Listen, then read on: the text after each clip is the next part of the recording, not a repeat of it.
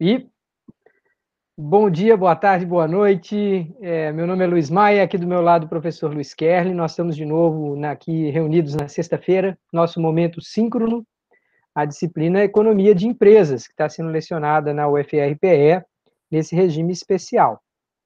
E hoje nós temos uma temática, para variar, que a mim e a Kerli interessa muito, mas que tem uma atratividade ainda maior para quem tem um olhar sobre o talento, a admiração, às vezes as biografias de grandes executivos, de grandes empresários que souberam combinar o talento técnico, da inovação, da engenharia, das soluções técnicas, com talentos organizacionais, buscando, retendo, organizando as melhores pessoas, as melhores cabeças dentro da sua organização. Então, a gente tem um material que o professor Kerli explanou, né, fez a aula expositiva usual, duas metades, que a gente postou já essa semana, e esse encontro a gente sempre faz um comentário geral sobre qual a temática, alguns destaques, né, Kerli? Antes Sim, da gente oferecer uma chance aí para quem quiser tirar dúvidas específicas, ou inclusive até dúvidas sobre os questionários que ainda estão em aberto. Então, vou passar a bola aqui para o meu amigo Kerli, como de uhum, costume, para ele fazer um comentário geral da temática dessa semana. beleza.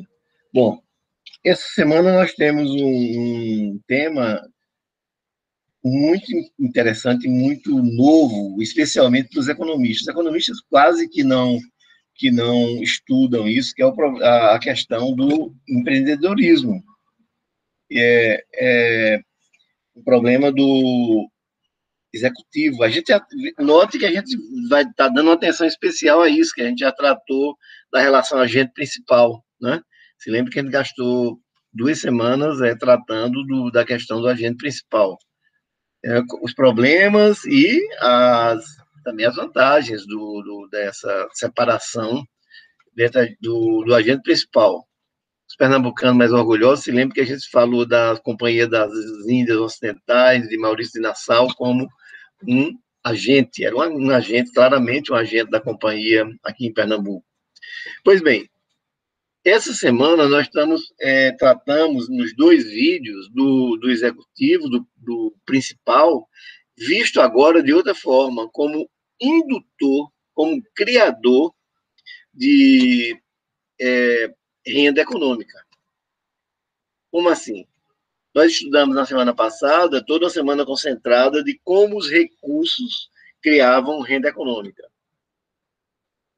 E essa semana foi dedicada, não sei se vocês já viram os 2 vídeos, foi dedicada ao estudo de como o executivo, como o, o agente, como o empreendedor, como o entrepreneur, que é uma palavra inglesa que, na verdade, com som francês, Paulo Borges vai pronunciar melhor do que eu, porque é uma palavra, na verdade, francesa, que os ingleses não tiveram que procurar noutra língua.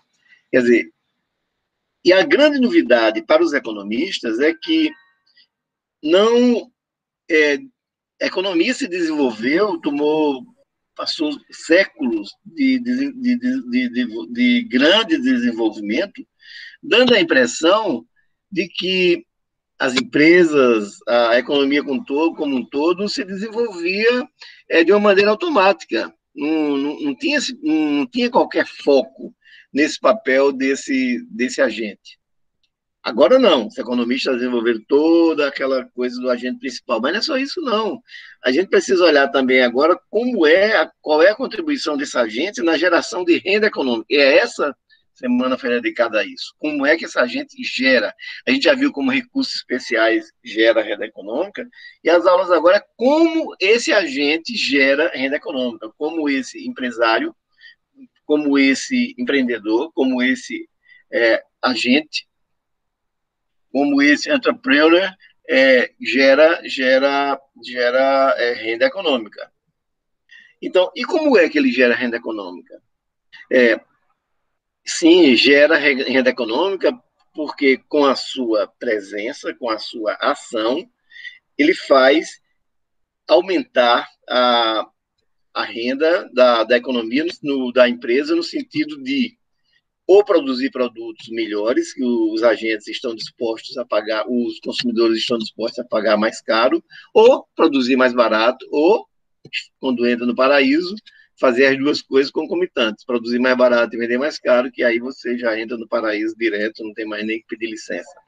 Bom, nós, nos vídeos, falamos das bases teóricas disso aí. Falamos de uma mulher, de uma americana, mostramos o livro dela, que eu não estou aqui na minha frente nesse momento, aí vocês vão ver lá no outro vídeo, Edith Penrose, esse livro está traduzido para português e está traduzido para tudo, um monte de língua, que chama-se O Crescimento da Firma, onde aparece o papel desse empreendedor, desse agente, do entrepreneur, quer dizer, que aparece como o gerador de renda econômica. Ok, mas na verdade a base teórica mesmo disso tudo chega no Schumpeter.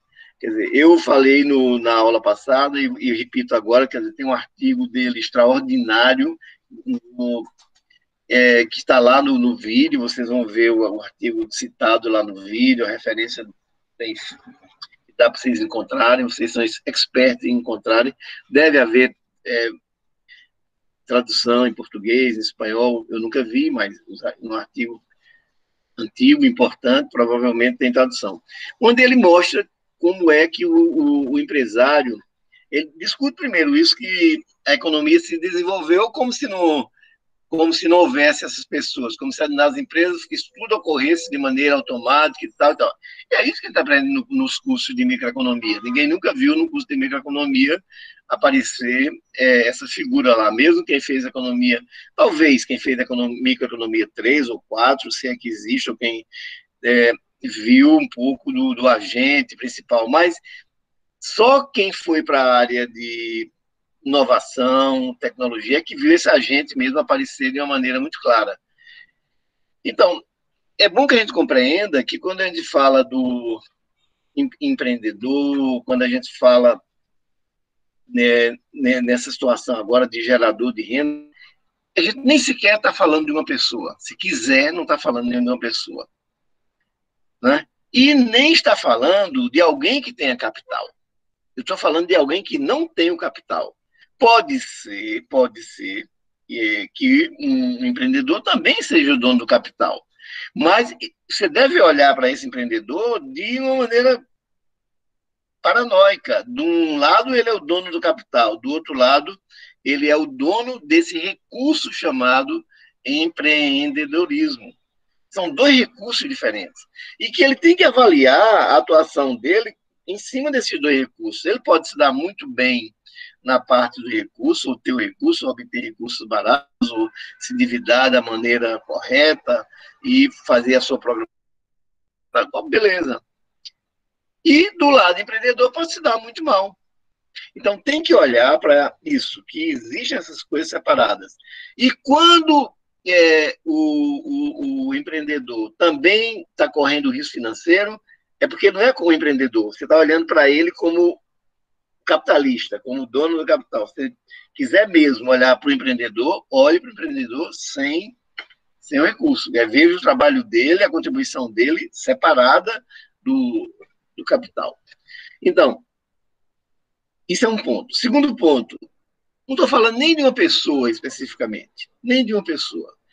Dentro de uma empresa, você pode ter o empreendedorismo sendo colocado por um grupo de pessoas, um grupo que, por exemplo, um exemplo disso é a Ambev, a própria Ambev. A Ambev sempre é vista como um grupo de empreendedores que tocam aquele projeto, do projeto Ambev. Não é uma pessoa. Não é uma pessoa. Uma pessoa pode até concentrar o capital, mas a Ambev é um projeto de empreendedorismo que envolve várias pessoas. Então, primeira coisa, o empreendedor tem que separar do capital. Tem que separar do capital. Segundo, não tem que associar um indivíduo. Isso pode ser uma coleção, um conjunto de indivíduos. E terceiro, e mais importante ainda, nem precisa ser uma pessoa. Por exemplo, no Brasil, vou dar um grande exemplo, houve um empreendedorismo imenso de uma empresa estatal chamada Embrapa. Foi a Embrapa que desenvolveu, que criou a inovação, que difundiu a inovação.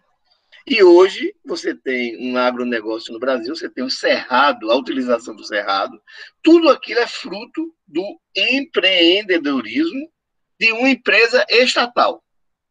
Então, está claro que empreender não é necessariamente uma coisa de uma pessoa, pode ser de um grupo, mas pode ser, inclusive, de uma empresa estatal, que é a Embrapa, e eu digo isso muito bem fundamentado. Na verdade, eu estou copiando um pouco o que Schumpeter diz no livro dele. O Departamento de Agricultura dos Estados Unidos foi um grande empreendedor quando difundiu e tal. Muito mais no Brasil fez a Embrapa, muito mais. A Embrapa, na verdade, a Embrapa quase que, pode dizer assim, construiu, foi a base do agronegócio no Brasil. Então, empreendedorismo é essa ação. Tem o caso tem o caso da Embraer também, né, Kelly? O caso da Embraer, pronto. O caso da Embraer é outro caso, quer dizer, o pessoal do ITA, daquele pessoal daquela área de São José, São José dos Campos, quer dizer, aquele pessoal começou a gerar conhecimento, e empreendeu-se aquela. Claro, você pode falar no Osíris, que puxou o grande, liderou, e é bom também, às vezes, separar isso de empreendimento, de liderança. Claro, empreendedor está ligado. Mas, às vezes, a gente vê uma figura como Osíris, na verdade, é uma figura que junta o empreendedorismo de vários grupos, de várias vertentes, de várias pessoas. Então, a Embraer é um bom exemplo disso, a Embrapa é um bom exemplo disso. Então, o ITA foi um instrumento de inovação, foi um instrumento de pesquisa importante, né? Assim também como Campinas. Campinas gerou todo um polo tecnológico. Campina Grande, na Paraíba. Campina Grande é um belo exemplo disso, uma universidade no interior do estado da Paraíba, e sempre teve essa vocação empreendedora. Então, Campina Grande, o polo digital em Recife. Quem quer um exemplo melhor de empreendedorismo do que o polo digital em Recife? Quer dizer, o polo digital de Recife é um polo de empreendedorismo, então não é uma pessoa necessariamente. Então, essa visão ampla do empreendedorismo, que a gente vê também no executivo, que é verdade, também é um executivo, também sozinho, também em grupo, também não necessariamente dentro da empresa. Então, pode ser dentro da empresa de pesquisa, né? Isso tudo pode acontecer. Então, é essa visão ampla de geração de renda dentro da empresa, gerada pelo empreendedorismo. Então, é isso que a gente está falando. Qual é o papel dele? Ora, o papel, a gente pode até agora, para simplificar, imaginar como se fosse uma pessoa, já que a gente já abriu essa ideia, vamos imaginar qual é o papel dentro da empresa dessa figura. Primeiro é de detectar as oportunidades e as ameaças. O cara tem essa capacidade de olhar e detectar as ameaças, as oportunidades. Olha que a gente está chegando perto de Porter, né? Principalmente Paulo Borges, que vem lá de administração, sabe que a gente está chegando perto das ideias de Porter, né? Então, ele detecta isso, embora as empresas tenham isso de uma maneira em rotina. As empresas têm rotina de detecção. As empresas têm rotina de detecção de oportunidades, de ameaças e tudo. É normal. Uma empresa grande, ela sabe. Uma empresa média também contrata pessoas para ver como está o mercado, contrata para fazer um levantamento de oportunidades, acompanha sistematicamente o desenvolvimento da tecnologia, o desenvolvimento dos mercados. Eu contei para você, eu conto no vídeo que eu tive há uns 10 dias, dia 30, contato com uma arquiteta e estava discutindo a construção de um prédio para principalmente pensando que venderia para estudantes e tal, numa área universitária, e ela falando, vocês têm que saber que o mundo mudou, quer dizer, a demanda, ela estava centrada na demanda, a demanda mudou, os alunos estão muito mais, os compradores hoje estão mais centrados em experiência do que em posse. Então, o negócio de vagas, não tem que brigar por ter uma vaga por cada flat. Hoje é muito melhor que você pense num bicicletário, é muito melhor que você pense numa vending machine, é muito mais razoável que você pense numa lavanderia comum, que aliás era obrigatória. Então, você pensa numa programação visual mais moderna e tudo, quer dizer, a demanda mudou. Então, as empresas acompanham essas mudanças, acompanham isso aí, como acompanha as mudanças da tecnologia de construção. Tá mudando o material, está se usando mais material, máquinas de construção também, gruas e tal, tudo isso as empresas acompanham. Tudo bem, acompanham automaticamente, mas precisa de alguém que junte tudo isso para tomar decisão de ter renda econômica, de obter renda econômica, de manter renda econômica. Isso é, de produzir mais barato ou de produzir melhor, que seja recompensado por isso, ou uma combinação dos dois, como eu falei, é mesmo que está no paraíso. Então, beleza. Então, tem que ter esse papel. E é esse papel que o Schumpeter está falando. Esse papel de empreendedorismo aí é fundamental. E gera renda econômica. E isso está ligado ao nosso tema, que é o tema de... A gente está falando de capacitações dinâmicas. Nas aulas da semana anterior, a gente estava falando de recursos criando renda econômica. Recursos especiais, recursos ricardianos, terra melhor, equipamento melhor, mão de obra melhor, marca mais poderosa, tudo isso são recursos gerando renda econômica. Agora a gente está falando de outra coisa, a gente está falando da renda econômica sendo gerada de uma maneira dinâmica. É como se a aula passada fosse centrada numa aula estática, geração estática de renda, e agora a gente está falando de uma geração dinâmica. Quer dizer, e nessa geração dinâmica, aí não tem como não ter o papel do empreendedor, não tem como não ter o papel, digamos assim, simplificando, de um executivo que faça todo esse trabalho de detecção e que ponha tudo isso dentro do plano de negócio da empresa, para gerar renda econômica, pois não? Kerli, eu gosto muito também de lembrar que essa empresa competitiva, assim, pelo olhar do Schumpeter, ela é uma empresa que está se transformando constantemente e que transformação é das coisas que mais enfrenta resistência numa organização.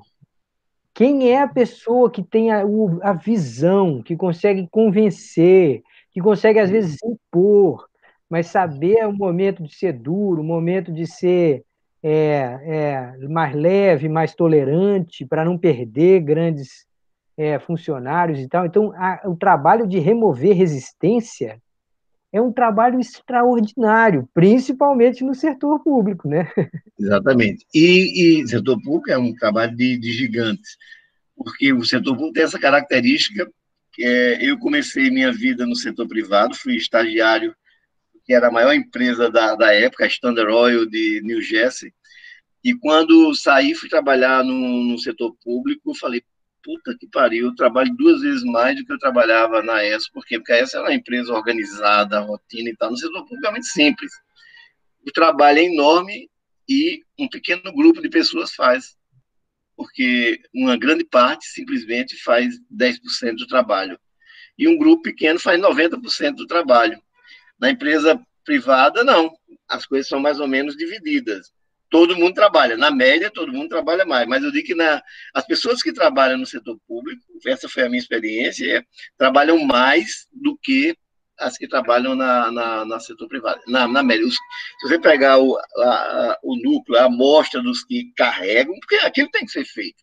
Um hospital tem que ser carregado, uma universidade tem que ser carregado, tudo tem que ser carregado, do Detran, todo mundo tem que ser carregado. Então, você pode se dar o luxo, uma grande parte se dá o luxo de não fazer nada, fazer muito pouco, fazer o arroz com feijão, e alguém tem que carregar aquilo nas costas. Na empresa privada que fez o arroz com feijão, vai fora.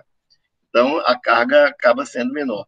Mas é isso mesmo, um trabalho grande no setor público também é de juntar essas equipes, liderar essas equipes, envolver essas equipes. Isso não tem diferença de público, privado. Quer dizer, A diferença do privado, que a gente está centrado e deve centrar, que a gente está falando de uma empresa, é que ela está falando em lucro econômico, e no setor privado, no público, isso não aparece.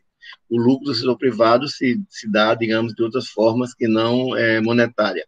Mas na empresa privada, a gente está falando que o papel é gerar lucro econômico, ou renda econômica, gerar essa renda. E é uma renda que tende a se dissipar. Quer dizer, você inova, tem patente, pode ter patente ou não e tudo, mas tem um monte de nego tentando substituir aquilo que você inventou.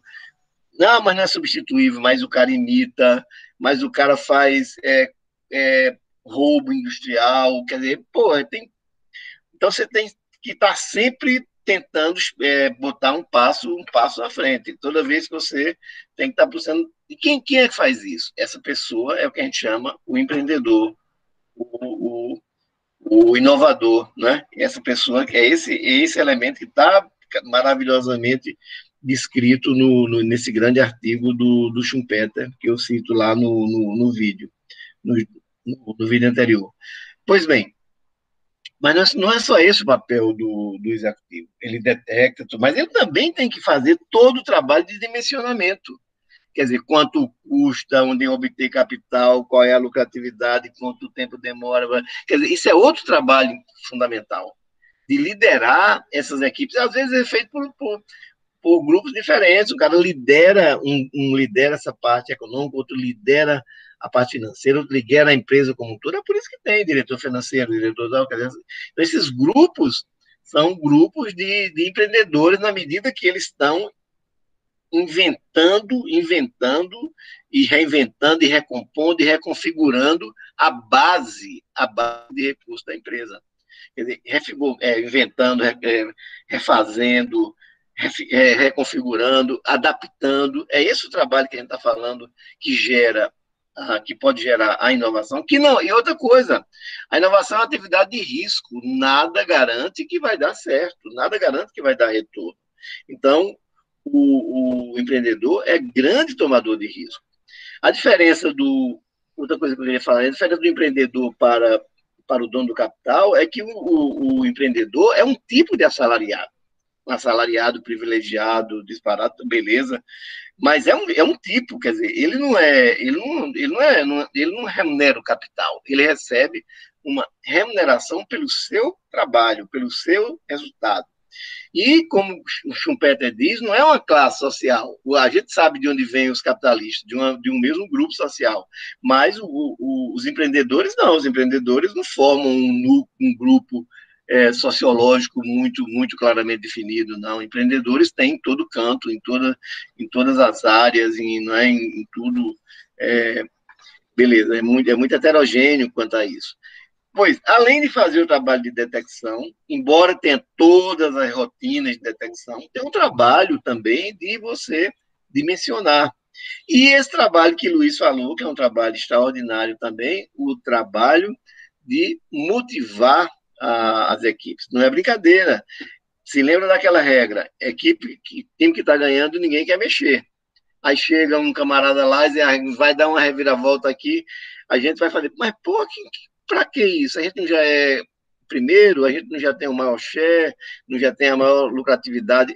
Tem, mas vamos correr com esse burro aí, porque se a gente tem, mas pode não ter daqui a 10 anos. Daqui a 10 anos não quero saber, mas esses empreendedores dizem, não, nada disso não, a gente tem que mudar agora para continuar na frente, para que daqui a 10 anos a gente está na frente.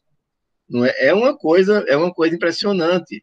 É uma coisa impressionante. Eu já falei a Luiz dessa minha experiência na Standard Oil, quando a empresa, a meta da empresa, a empresa definiu como meta dela passar do primeiro lugar no Brasil para o segundo lugar. A luta dela era sair do primeiro lugar para ir para o segundo lugar. E eu tive acesso a esses documentos, por uma sorte minha, esses documentos meio confidenciais, quer dizer, com um nível de confidencialidade, e a pergunta era, mas por que ele iria fazer? Por uma razão muito simples. A Petrobras estava entrando no mercado, queria mercado, ditadura militar, o presidente da República vindo da Petrobras. Pô, eu quero briga com ela, todo mundo dizia, deixa passar, deixa passar, deixa passar. Nossa briga não é com ela, deixa ela ser primeiro. A gente tem que fixar em segundo, não deixar ninguém ficar em segundo. Então, era uma meta estranha, passar de primeiro para segundo e facilitar tudo para que a, a joia da coroa aí é que a ESA, naquela época, construiu no Rio de Janeiro um aterro do Flamengo, um aterro imenso que encheu de postos e deu de mão beijada a Petrobras. O aterro era um cheio de luzes da ESA, tal, de uma hora para outra, dá de mão beijada. Então, veja, isso é trabalho claro, claro, do cara que está vendo no futuro, está querendo. Até quando o cara decide ir para o segundo lugar, ele está inovando, ele está adaptando a empresa às mudanças que estão acontecendo no exterior dela. Quer dizer, é uma grande mudança na empresa. Quer dizer, vamos lutar agora para ser a empresa de segundo lugar. Qual é a nossa estratégia? Uma mudança estratégica brutal, brutal, né? Mas extremamente lucrativa, extremamente lucrativa. Então, é preciso pessoas com liderança, com capacidade de inventar, né? Para inventar uma solução. O cara podia simplesmente entrar em pânico, dizer, pô, agora o negócio está perdido, agora vai ser tudo. Não, não, não, não. Nós vamos ocupar um espaço enorme aí. Só que a gente não pode brigar com o rei. Com o rei ninguém briga, a gente vai ter que brigar aqui na área de baixo. Pois bem, esse trabalho é um trabalho dos mais importantes da empresa. Você acha que é fácil um cara convencer uma empresa a passar de primeiro para o segundo lugar? Eu imagino a briga dos executivos, dos estrategistas dessa empresa para impor um negócio que aquilo é tudo formal, vinha de New Jersey até Recife, etapa por etapa, para chegar em Recife a ordem de dizer o posto do Benfica que a gente ia abrir, a gente não vai mais abrir. Repassa, deixa a Petrobras abrir aqueles postos que tem que ir em frente ao supermercado ali da Benfica. Acho que não existe esse posto, que era um posto que estava sendo visto como um posto muito importante. Então, imagine, é uma coisa, os técnicos de futebol, o cara chega num time, o time vai bem, aí o Barcelona muda de técnico, um time que vinha muito bem, o cara vai mudar o estilo de jogo, o jogador, que é isso, meu amigo? Que é isso? O negócio é que tá ganhando tudo aqui, não, mas não pode ser assim, não.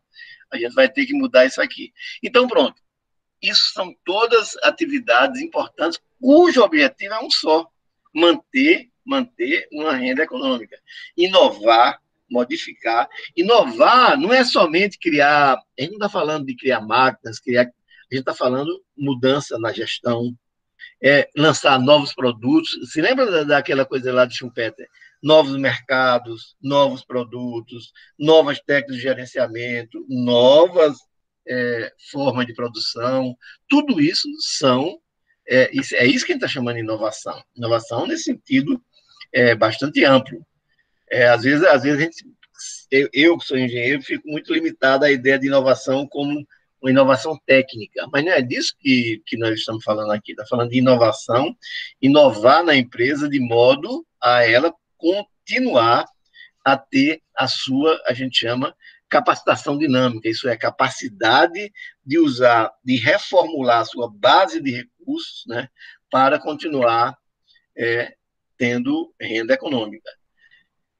Por último, e não menor, a gente já falou da capacidade de detecção, da capacidade de dimensionamento, a capacidade de liderar e convencimento, e a gente tem que falar, por último, agora da capacidade de execução, porque tudo isso se faz, se planeja, tudo, mas tem que ter também alguém que puxe a implantação disso, né, e o controle de tudo isso.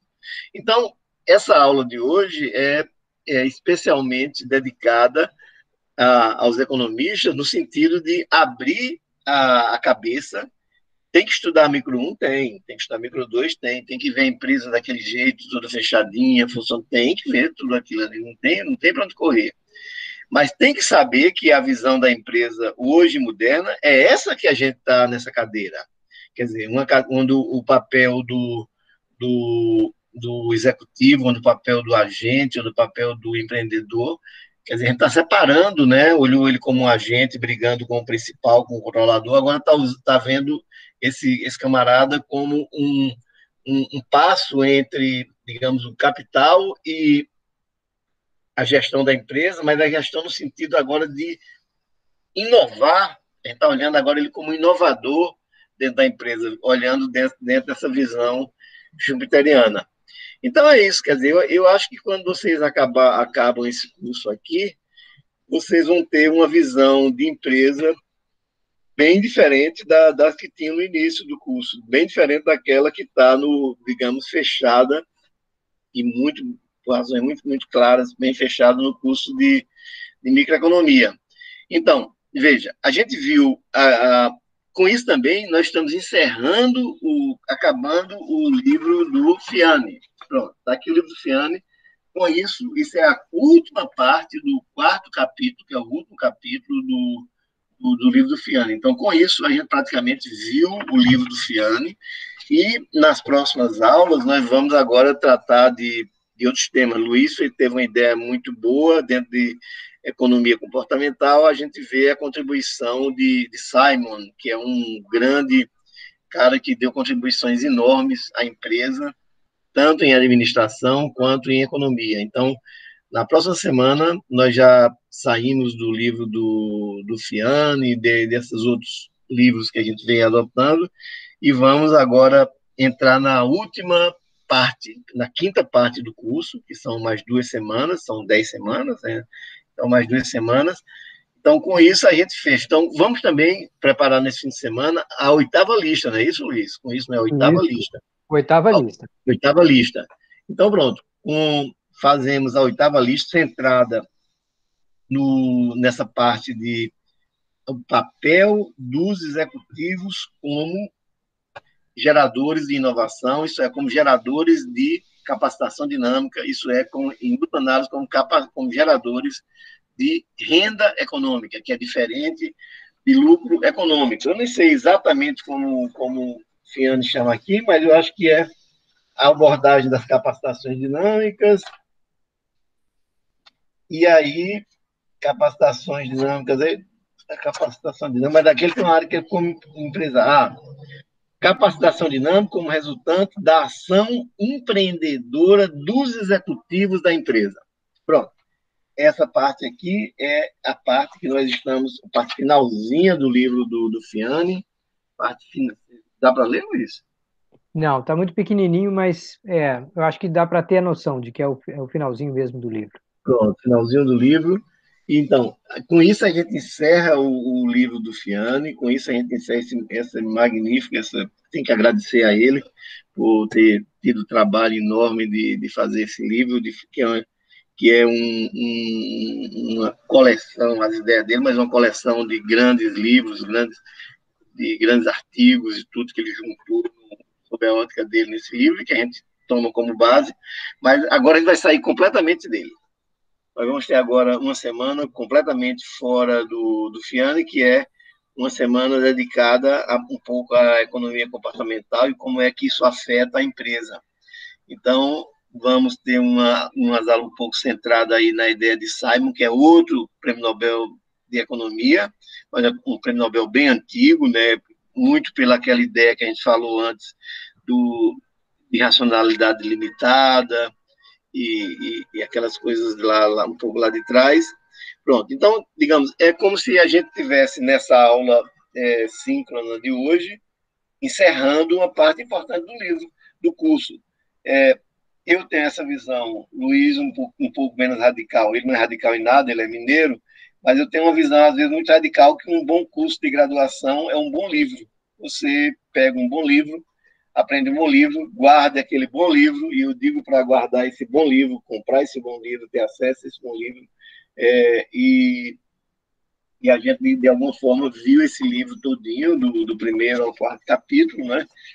Como diz Camila, um ritmo acelerado de 8 semanas. 8 semanas a gente basicamente bateu o livro todo. Outra coisa também que eu acho que essa aula síncrona, ela é muito produtiva, não estou dizendo, não é produtiva no resultado junto aos alunos, é produtiva no sentido da produtividade do professor. Você pode dar um número, porque você não está escrevendo quase no quadro, você já preparou lá, você não é interrompido. Não estou falando que é mal ser interrompido, é bom ser interrompido, mas as interrupções são muito pequenas quando a gente vê numa hora e meia, e quando acaba um vídeo de 1 hora e meia, uma quantidade enorme de temas foi abordado. Talvez é isso também, ô Camila, que você está sentindo com toda a razão, que os alunos estão sentindo, é que esse tipo de aula permite que se tenha uma produtividade muito maior do professor. Quer dizer, você trata de temas muito mais, de uma maneira muito mais rápida, de uma maneira, uma velocidade muito diferente da aula, onde você vai lá no quadro, escreve. Eu que uso pouco o PowerPoint na aula, nunca gostei muito. Mesmo quando eu dava de aula de econometria, dava no laboratório com os alunos, computadores precários, mas era sempre sempre gostei. Mas eu nunca. Pois bem, agora não, com essas aulas síncronas, mais os vídeos, a velocidade de apresentação está muito rápida. Então, esse livro aqui custava o semestre inteiro para ser apresentado. É claro que tinha um grau de detalhamento diferente, mas esse livro aqui era um semestre inteiro para ser dado. Semestre total, 60 horas para dar. E agora a gente está, digamos, com 4 semanas, né? E está com a matéria cumprida. E eu não acho que o aprendizado é menor e tal. Não acho não. Acho não. Acho que eu creio e eu vejo a resposta dos questionários, vejo as justificativas que são dadas, e não acho muito diferente. Não é diferente dos resultados, nem das justificativas que eram dadas lá no curso presencial, não. Eu acho, voltando agora para a nossa conversa, muito antes da gravação, que a gente começou a gravar a aula, passou quase meia hora, 40 minutos discutindo isso. Eu acho que nunca mais voltaremos àquele esquema de aula presencial total. Nunca mais. Eu acho que vamos ter agora uma flexibilização, uma combinação até do tipo meio a meio, 40%, depende de cada professor, depende de cada disciplina, mas eu acho que vai ter que haver essa flexibilização.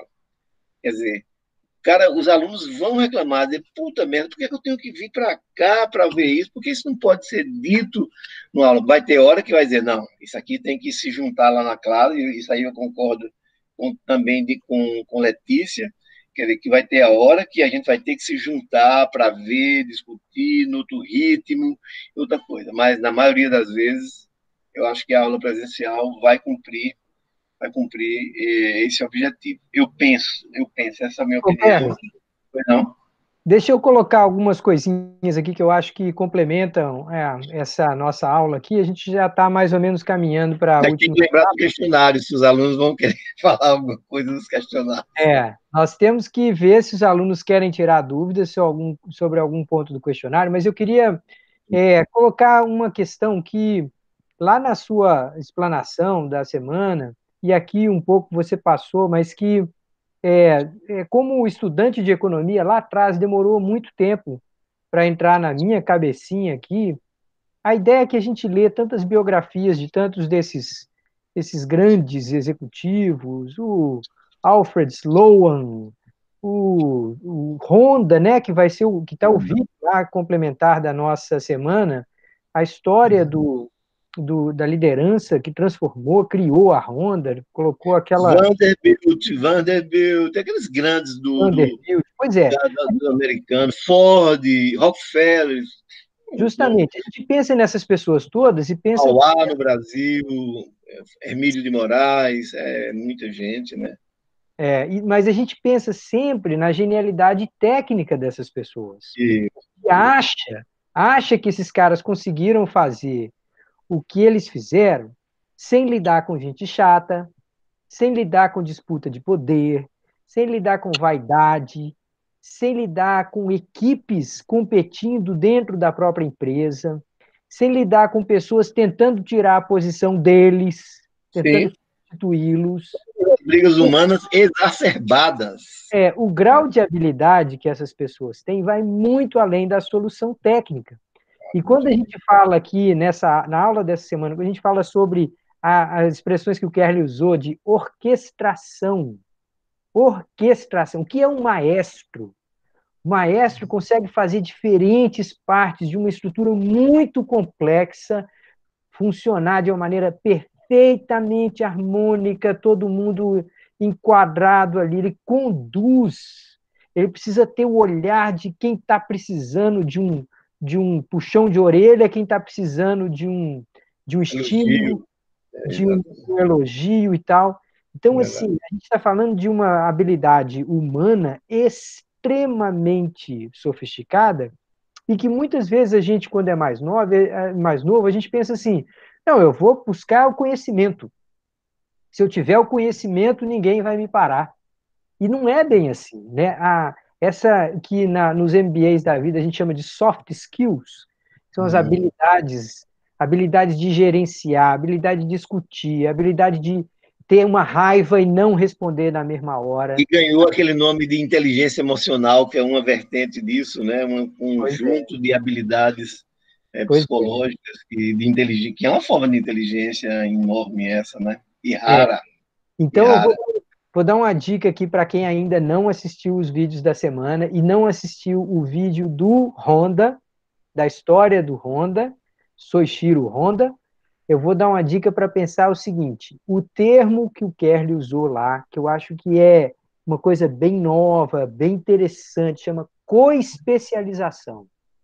Coespecialização. Como que você tem recursos que funcionam bem juntos, que a combinação precisa ter a receita certa. É quase como se fosse o chefe da cozinha, o grande chefe internacional que faz uma comida extraordinária. Ele não faz sozinho, ele tem 15 cozinheiros trabalhando com ele. Ele tem que saber o ponto do molho, ele tem que saber o sal, ele está ali supervisionando tudo. Então, eu acho muito interessante olhar para essas questões sob uma ótica menos trivial, menos simples, de achar que esses caras são gênios que resolviam cálculos matemáticos absurdos em questão de segundo. Não era isso, podia acontecer, mas não era só isso que era feita a genialidade desses caras, né? Não, absolutamente. Hoje também nós fizemos, gastar pelo menos uns 5 minutos aqui com isso, fizemos a louvação de um grande, grande, grande empreendedor nordestino, chamado Delmiro Gouveia, dos maiores que já apareceram por aqui. Basta dizer que esse cara, o Paulo Borges, por exemplo, que nem sequer tem ideia, esse cara fez ali o Derby, aquele mercado onde é a polícia. Luiz mostrou hoje de manhã, foi rápido no gatilho, vai mostrar. Onde hoje é a polícia de Pernambuco, aquilo foi, digamos, o primeiro shopping center do Brasil. O cara teve a ideia de fazer um mercado, naquela época de mercados públicos, ele fez um mercado privado para vender espaço e criar uma concentração de negócios, que é a ideia básica do shopping. Esse cara foi o primeiro no Brasil. Aí a foto do mercado modelo. Olha aí o mercado, olha aí o Derby, mercado do Derby. No começo do século, mais ou menos 1920, né, Luiz? 1899. Pronto. Então, isso aí veio até um pedaço, entrou aí pelo século XX, uma coisa que era feita no limiar do século XX, ainda em 1890, beleza. Mas é uma coisa extraordinária o que esse camarada fez. E fez também fábricas de linha, fábricas de tecido, quer dizer, um cara, naquela época, você falou, pô, negócio de linha. Só que naquela época, todo mundo tinha uma máquina de costurar em casa, todo mundo costurava em casa, costurava na mão. Linha era um dos produtos industriais mais vendidos. Toda venda de interior, onde for de bairro e tal, tinha a sua seção de linha, com várias cores, com vários fios grossos, mais finos, mais grossos e tal. E esse cara inventou isso de fabricar no Brasil. E achou pouco, foi no Rio São Francisco e viu o Rio São Francisco. Como fazer? Como é que fazer máquina? Não tem combustível, não tem cara falou, não tem nada não. Foi no Rio São Francisco, identificou lá umas quedas d'água grandes e falou, vou botar uma geração de energia aqui e vou fabricar, aqui tem algodão nessa região, e vou fazer fio aqui. Não é brincadeira. Não é brincadeira. O cara, no interior de Alagoas, botar uma fábrica de fio, um cearense extraordinário, botar uma fábrica de linhas e vender linhas aqui no Nordeste do Brasil, acho que no Brasil todo, e concorrer com os grandes fabricantes de linha. Eu ainda me lembro das linhas, das marcas de linha. Linha Corrente, por exemplo, era uma das prediletas e tal. E tinha várias marcas de linha, e eu nunca via a linha do Delmiro, quando eu tomei consciência já não existia mais, mas o Delmiro fez uma fábrica de linha, e era um visionário, um visionário. Começou negociando couro, comprando couro, que era um negócio muito rentável, se abatia muito animal no interior para vender as carnes aqui, e esses couros tinham essas pessoas que recolhiam. Ele próprio foi para os Estados Unidos, uma história mítica dele, que ele falou, eu mesmo vou nos Estados Unidos. Sim, como é que você vai nos Estados Unidos? Você não sabe nem falar inglês, botou um professor de inglês dentro do navio, e na viagem não fez outra coisa a não ser aprender, e chegou lá e disse que conseguiu negociar, e mesmo que isso seja romantizado, e eu sempre tem essa parte, era realmente um camarada extraordinário. E quem quiser pode procurar aí na internet a casa de Delmiro Gouveia, que está aí perto da Rural, aqui nessa avenida, ainda está a casa de pé, uma casa bonita, aí nessa avenida de Dois Irmãos, continuação aqui da 17 de agosto. Então, quer dizer, empreendedores, inovadores e tudo, e não era engenheiro, não tinha inovação técnica, mas tinha capacidade de empreender, e teve a capacidade de pôr uma hidrelétrica no sertão do Nordeste, no começo do século XX, quando isso era novidade no mundo todo. Então, nossa homenagem aqui, a gente está falando de empreendedorismo, nossa homenagem na minha opinião, o símbolo maior do empreendedor do Nordeste, que é Delmiro Gouveia. Parabéns para ele. Legal. Deixa eu ver se alguém gostaria de pedir alguma dúvida sobre questionários. Eu sei que tem gente por aí que está atrasada, que...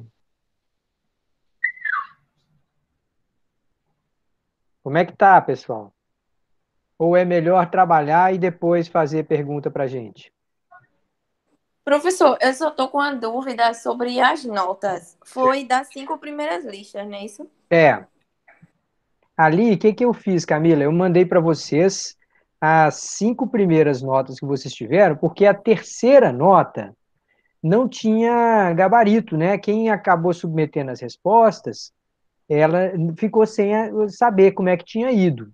Aí eu dei uma olhada nas notas do terceiro questionário, elas continuam boas. A gente tem, a grande maioria dos alunos está tirando aí entre 70% e 90% dos pontos, com aqui e ali uma derrapada ou outra. Mas é sempre bom lembrar que vocês vão jogar fora 2 notas, né? Então, das 10 notas que vocês tiverem em questionário, 2 vão ser jogadas fora, aí a gente vai tirar a média e vai ver se dá 7. Se deu 7, você vai curtir o seu semana de recesso e passou e está pronto. Se lá para a 9ª semana você estiver perigando de, mesmo jogando 2 notas fora, a média ficar abaixo de 7, aí você vai fazer uma prova. E essa prova, basicamente, a gente vai pensar questões de todos os questionários e vai dar um tempinho um pouquinho mais restrito para vocês fazerem e submeterem também online, tá? Mas aí vai dar um pouquinho mais de trabalho para a pessoa, porque vai ter questão aberta e tudo mais. Mas, de toda forma, vai ser com consulta e vai ser por meio de formulário eletrônico. O que eu quero dizer, gente, é que a gente não pode deixar questionário acumular. Já tem 2 lá que estão em aberto e a gente vai jogar questões do 8º nesses próximos dias aí do feriado. Dia 12 de outubro, certamente já vai ter o 8º questionário circulando, né? Isso. Até aqui não apareceu nenhuma dúvida específica, não. Uhum. Pois é. Letícia, Camila, Henrique. Professora, questão 20. Beleza, vamos lá. Então, vou abrir aqui a tela inteira. Pronto. Só um segundinho que eu vou aqui para esta página. Daqui eu vou pegar. Já está aparecendo na minha tela aí, Kerry? Sim, está aparecendo. Tá bom. Então, vamos lá. O questionário 7. O prazo é até dia 12. 7ª semana. Questão 20. Tá aqui. Tá, então, assim, a afirmativa para dizer se é verdadeiro ou falso e para justificar, né? Então, a afirmativa diz assim: mesmo quando o mercado registra a mobilidade perfeita dos recursos, as condições presentes na sigla VRIM garantem a apropriação de renda econômica pela empresa que utiliza o recurso especial. Então, essa questão aqui, gente, ela tem 3 pedaços. A gente precisa ver cada um deles, tá? É uma moça. Oi?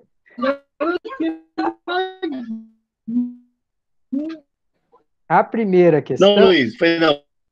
Foi um comentário aqui Tá bom. com o Germano que entrou na... Tá bom. A primeira parte da questão diz respeito a essa frase mobilidade perfeita dos recursos. Isso acontece então, nas o que melhores é isso, famílias. mobilidade perfeita? Tá bom. Oi?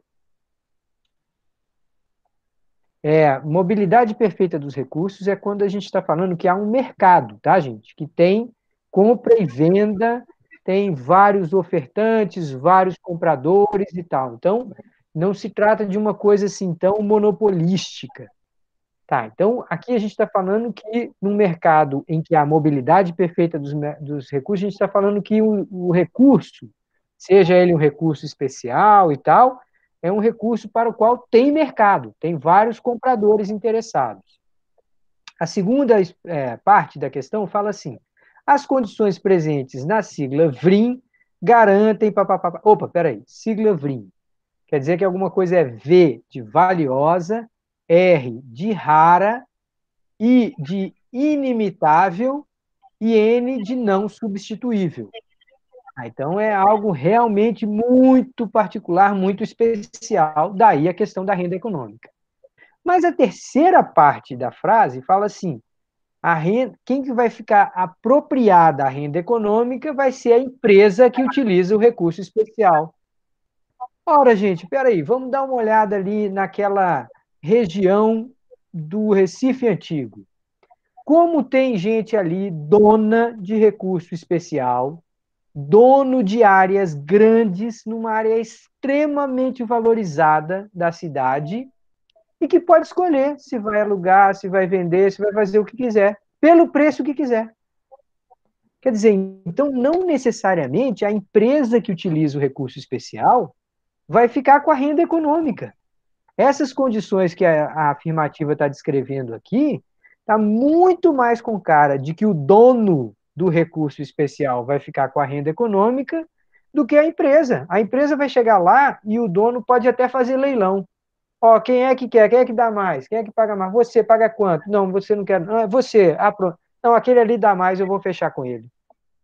Então, a renda econômica, num caso como esse, tende a ficar na mão do dono do recurso, ainda que uma empresa vai lá e tenha que pagar caro para usar. Então, ela pode ter alguma vantagem e ela pode explorar ali um pedacinho da renda econômica, mas se as pessoas estão disputando aquele recurso especial, o dono fala assim: ah, meu amigo, agora eu vou abocanhar a maior parte da renda econômica, tá bom? Mesmo que o recurso seja raro, que o recurso É.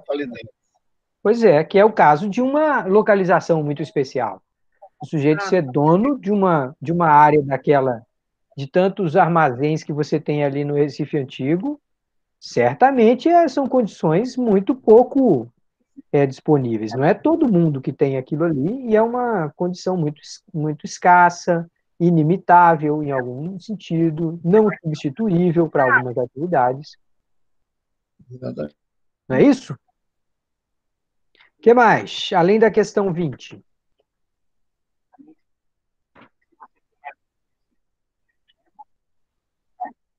Vamos ver se tem mais alguma aí. Tá vendo alguma coisa aí no chat, Kerly?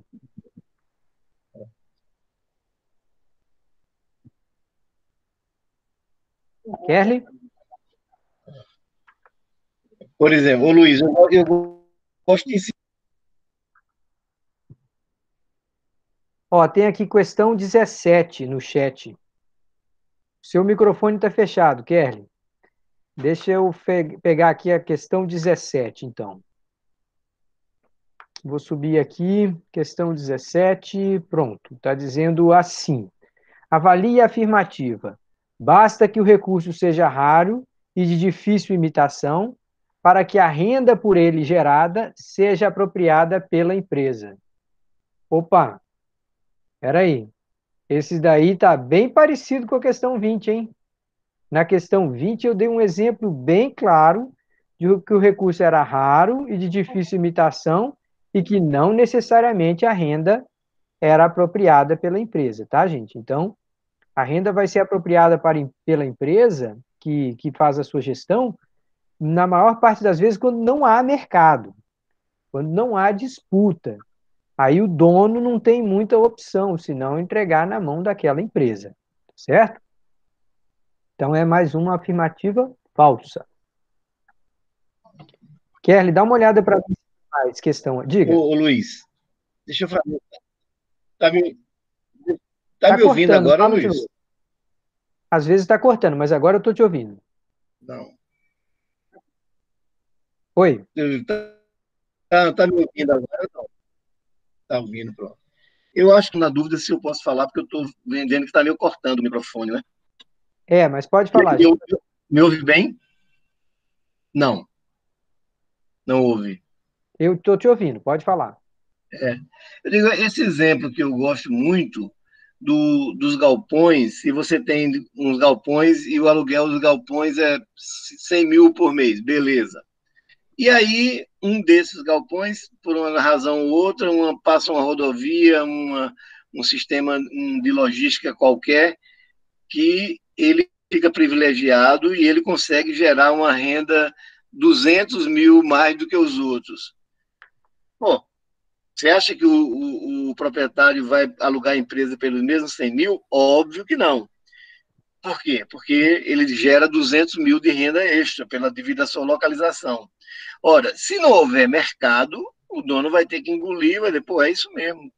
Não, o cara está aí, fazer o quê? Não tem quem vai pagar, mas se houver mercado, pode ficar tranquilo, se tiver livre movimentação, se tiver livre informação, esse aluguel vai subir de 100 para 120, muita gente vai querer, a 150 muita gente vai querer, a 200 muita gente vai querer, 250 vai querer, só vai parar de querer quando passar de 300. Por quê?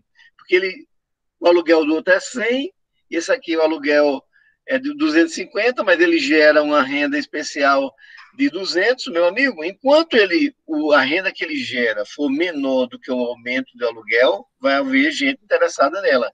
Então, quem vai absorver, nesse caso, tendo livre movimentação, livre informação, quem vai ganhar a renda extra é o proprietário e não a empresa. Então, não está claramente mostrado que não é verdade, que se tiver as condições, que na presença de livre movimentação, a empresa sempre absorve o lucro, a renda econômica. Não, não é verdade.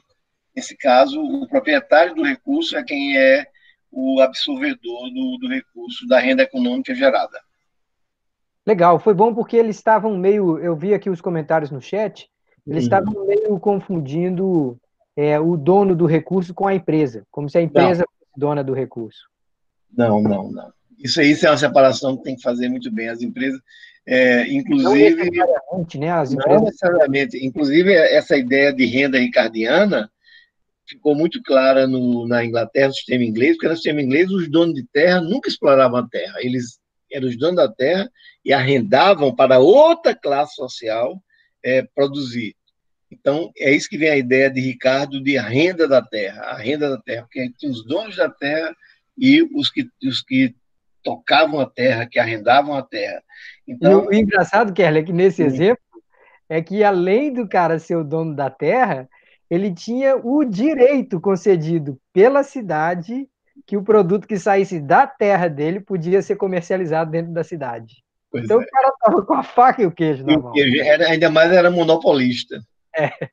Ainda mais era monopolista. Então, tem que ficar clara essa separação entre o recurso, a posse do recurso e a empresa. É claro que a empresa pode possuir recursos, mas dentro dessa análise que a gente está fazendo, está separando a posse do recurso da própria empresa. Legal, acho que matamos essa dúvida aí. Pessoal, são 8h07, nós vamos encerrando aqui a parte da gravação, e como de costume, a gente fica por mais uns 5 minutinhos para se alguém quiser trocar ideia com a gente. Se não, muito obrigado mais uma vez por nos acompanhar. Não esqueça dos questionários e vamos embora. Bom final de semana. E aproveita o bom feriado aí pela frente, hein? É isso aí. Tá bom.